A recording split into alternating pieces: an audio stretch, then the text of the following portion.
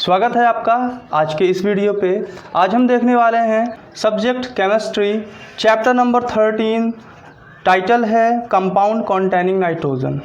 आपको पता है कि एमपी बोर्ड के द्वारा जो प्रश्न बैंक रिलीज़ किया गया है उसको हम क्या कर रहे हैं, इंग्लिश मीडियम पे कन्वर्ट करके सॉल्यूशन भी प्रोवाइड कर रहे हैं। तो आज हम देखने वाले हैं ये हमारा इसके पहले का जो चैप्टर था जैव अणु यानी बायोमोलिक्यूल्स, चैप्टर नंबर 14 हमने प्रीवियस वीडियो पे किया था कंप्लीट।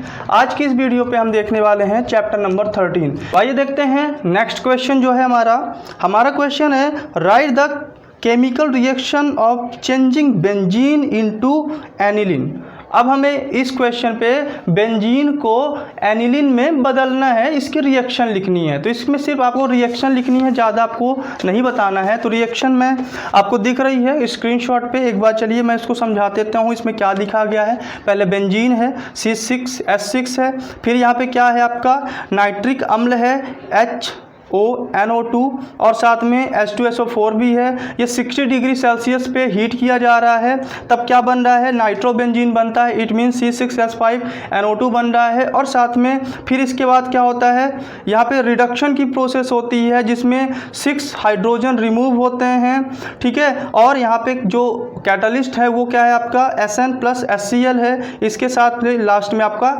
C6H5NH2 का फॉर्मेशन हो जाता है और यही आपका एनिलीन कहलाता है, ठीक है। इसको हम किस तरह से लिखेंगे यहाँ पे देखिएगा, समझिएगा एक बार।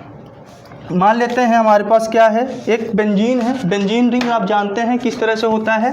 बेंजीन रिंग को हम इस तरह से पैक करके रखते हैं, ठीक है। यहाँ पे आप पैक कर लें इस तरह से, ठीक है। आपके स्क्रीनशॉट पे ये नहीं मिल रहा होगा स्ट्रक्चर, लेकिन इसको समझने की कोशिश करें।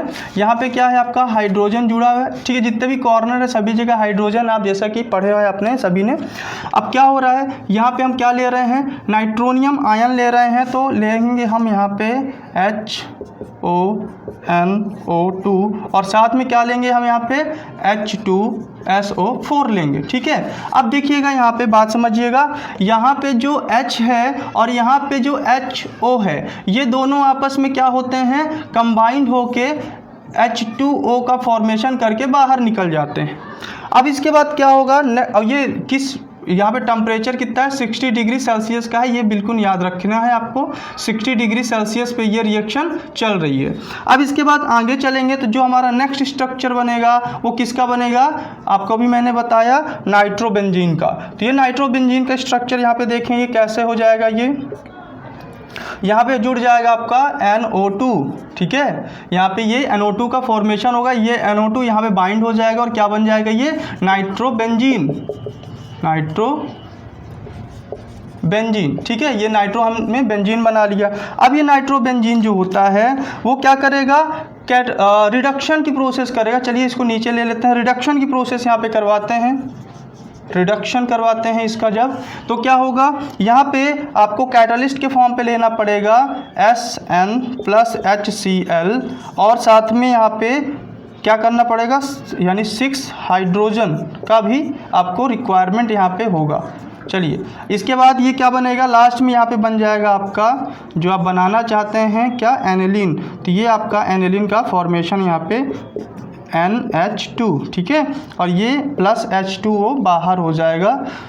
तो इस तरह से आप यहाँ पे एनिलीन को बना सकते हैं, ठीक है। रिएक्शन आपको पहले ही बता दी गई है, रिएक्शन पे आप क्या लिखेंगे कैसे लिखेंगे, मैंने स्ट्रक्चर के फॉर्म पे भी बता दिया है। यदि आप स्ट्रक्चर भी बनाएंगे तो गलत नहीं होगा। तो आई होप ये आपको अच्छे से समझ में आ गया होगा। अब बढ़ते हैं अगले प्रश्न में। तो आइए देखते हैं नेक्स्ट क्वेश्चन जो आपको दिख रहा है क्या है, right the chemical equation of carbyl amine reaction. अब हमें यहाँ पे कार्बिल एमीन रिएक्शन को इक्वेशन के फॉर्म पे बताना है। तो इसकी सबसे पहले आप डेफिनेशन समझ लीजिए थोड़ा सा जल्दी से।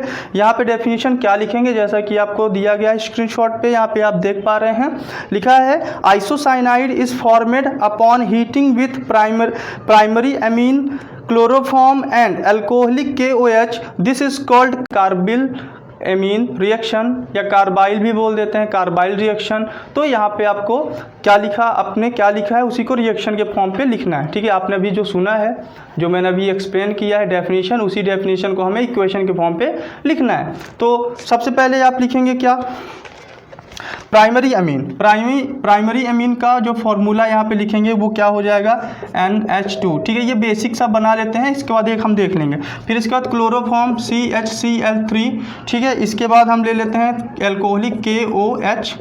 ये हो गया हमारे पास 3 रिएक्टेंट। इन तीनों रिएक्टेंट की जब रिएक्शन होती है तो यहाँ पे लिख देते हैं रिएक्शन नीचे आके, तो ये बनाएगा RN डबल बॉन्ड C, एक ऊपर एरो, प्लस यहाँ पे बनेगा 3KCl प्लस H2O, वो भी 3।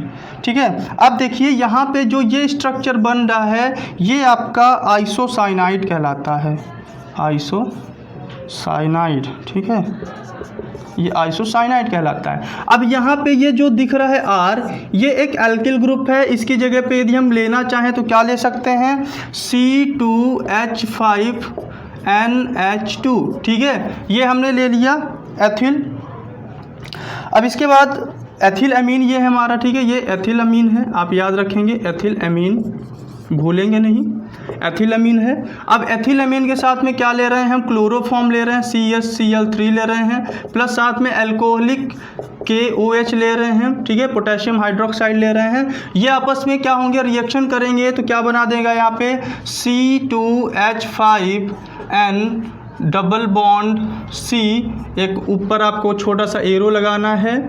इसके बाद आप लिखेंगे 3KCl प्लस 3H2O। अब यहाँ पे जो ये स्ट्रक्चर बना है ये है आपका क्या, ये है आपका एथिल आइसोसाइनेट, एथाइल भी बोल सकते हैं। ठीक है, एथिल बोलेंगे, एथिल आइसोसाइनाइड। ठीक है, ये एथिल आइसोसाइनाइड है। इस तरह से आप और भी बना सकते हैं। यहाँ पे C2H5 की जगह पे आप और कुछ भी ले सकते हैं, एथिल समूह से कोई भी एक मेंबर रख के आप आइसोसाइनेट बना सकते हैं। और यही हमारी क्या होती है, यही रिएक्शन हमारी कार्बिल अमीन रिएक्शन कहलाती है। ठीक है, तो इस तरह से हमने इस अध्याय पे जो कुछ भी था, यानी हमारे जो प्रश्न बैंक में जितने भी क्वेश्चंस थे उनके सॉल्यूशन, साथ में हमने ऑब्जेक्टिव MCQs जितने भी थे हमने कंप्लीट किया।